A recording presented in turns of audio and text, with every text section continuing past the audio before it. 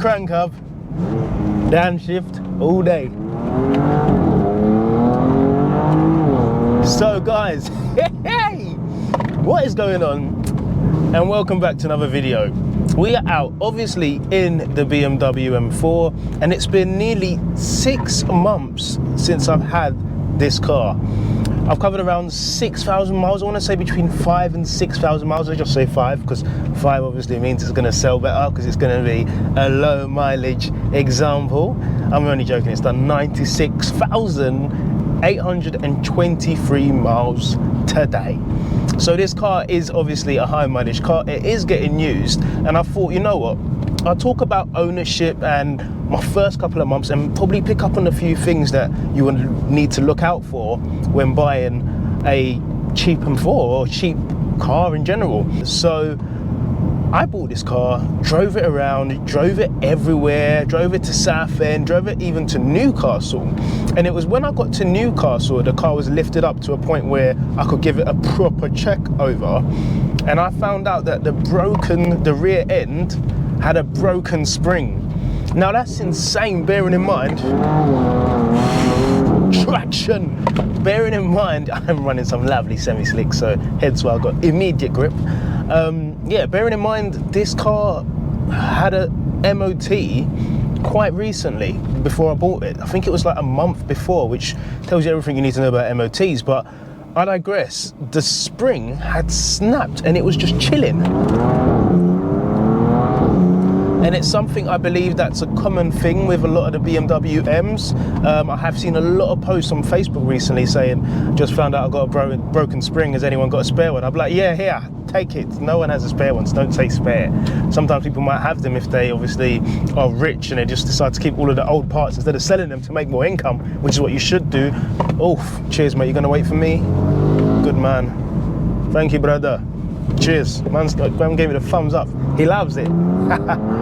So that was one of the first things that I encountered when checking over the car. So it wasn't a great, I don't know, entry into ownership of this car, but things didn't get any better. And the next thing that I had noticed was that the headlights stopped working. And when I say stopped working, it's probably a bit of an overstatement because they did work, but it said headlight adjustment failed. And luckily, and this is a big luckily, I didn't buy this car private, I bought it from a trade. So that was something that could have cost me quite a bit of money. And in hindsight, I probably should have done it a different way. The guy probably shouldn't have said this. He said, oh yeah, this happened before, mate.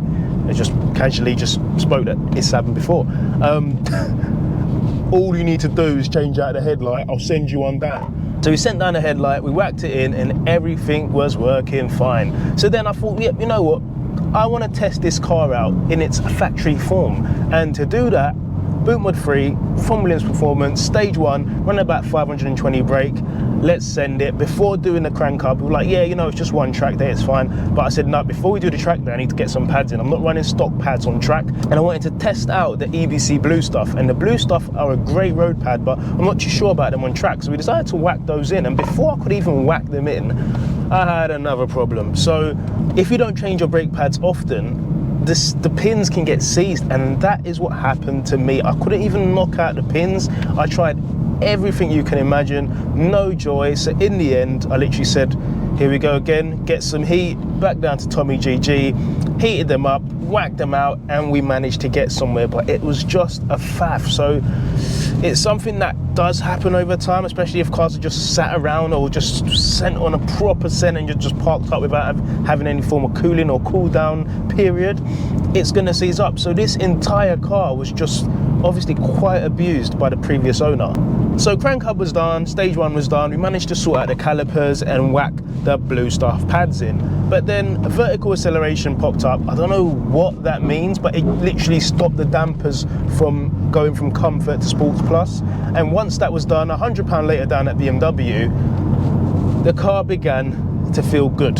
So in the last few years, I've gone through quite a few BMWs, the 140, the M2, the M240, and now obviously the M4. And I've got to say, this car is probably the best out of all of them. And I know it's the highest mileage out of all of them, probably put together. But it's something about this car that just feels, when it's all sorted, it just feels so, I don't know, so M. probably do want to change the exhaust because I know it's the S55 and it doesn't sound great, but I have got a set of secondary cats to go on because this car's obviously got them removed, but it's got the stock cats, but I still don't like the sound, so we're going to be changing those in a few weeks. But overall, bar all of those issues, this car actually really puts a smile on my face. So now we cannot deny it looks a lot better. Bearing in mind, this is a 9-year-old car. It's not been cleaned recently because obviously I've just been at a few track days, but 9-year-old car, 90,000 miles, and it looks absolutely epic. Again, it's had the lovely crystal serum ultra from the boys down at Motec Detailing, and if you look carefully, you can also see we've got some new ZF6 wheels from Two Forge, courtesy of Swift Performance. So this car overall, in my opinion, is probably the best looking car I've had, and again, it doesn't really make sense bearing in mind it's the cheapest car I've ever had.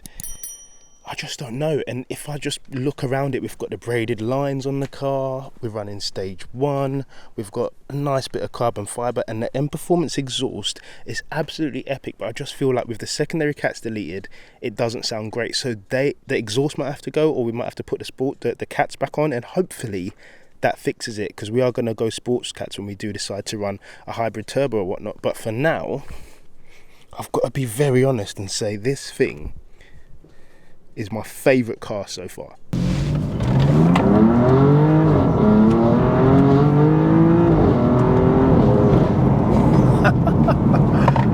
So, if you remember, in one of my last videos, we were doing the diff bush mount. So the diff on these just has a mount that has one hole. Bearing in mind, say the diff is a square piece of metal and it's held in by 4 bolts on the front and just 1 on the rear. Now, I'm not a mathematician, but that doesn't make sense. So BMW actually have got a slot on the subframe to allow you to run, I don't know, 2 holes to mount the diff properly. But for some reason, from factory, it doesn't have the additional, I don't know, mount on the diff to allow you, on the bracket rather, to allow you to mount it in those 2 places.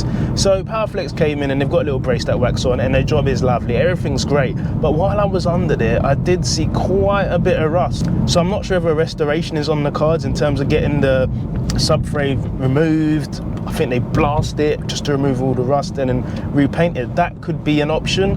However, I am aware that this car is, I don't know, 90,000 miles, so if I do start doing that, I have to continue and do probably a few other bits, so it could end up being quite pricey. But I do plan to keep this car long term, and I'm going to go out there and say I'm not going to sell this car at all. And I know I probably said that about a few cars, but like I said in my first collection video, I didn't buy this car for YouTube. If it goes on YouTube and I do videos on it, just because I'm going to, don't know, do a video. But my main reason for buying this car is I wanted an M car, I wanted a twin turbo. Yes, Mark, I wanted a twin turbo, get off this single turbo business, because again, I've had single turbos, I've driven single turbo cars, and I just wanted to try something different.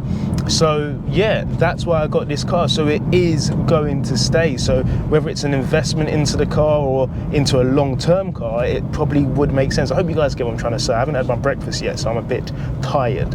But other than that, at Bedford, the only thing that stood out for me, bearing in mind I know this car needs quite a few more bits for it to be the track beast that it has the potential to be, the seats are absolutely shocking. And to be frank, the seats on this car have actually begun to tear. It's got these carbon fibre backing things which are scratched and cracked, and they're going to be getting ripped off as soon as possible. But in general, this car is great. I highly recommend you, if you are looking to get an M4 or an M3, don't be worried by the mileage. As far as you know, a good place to take it to, Williams Performance, Swift Performance, GG Autos, you name it, they will look after your car. So yes guys, that has been the video. It's quite a different video, but I feel like it's about time I made it, because it's 6 months in, done 5,000 miles, which is half of probably the miles I'm going to do all year. So yeah, that has been the video guys. If you have enjoyed it, please smash the thumbs up button, subscribe if you're new to the channel, and I will see you in the next one. Can we send it?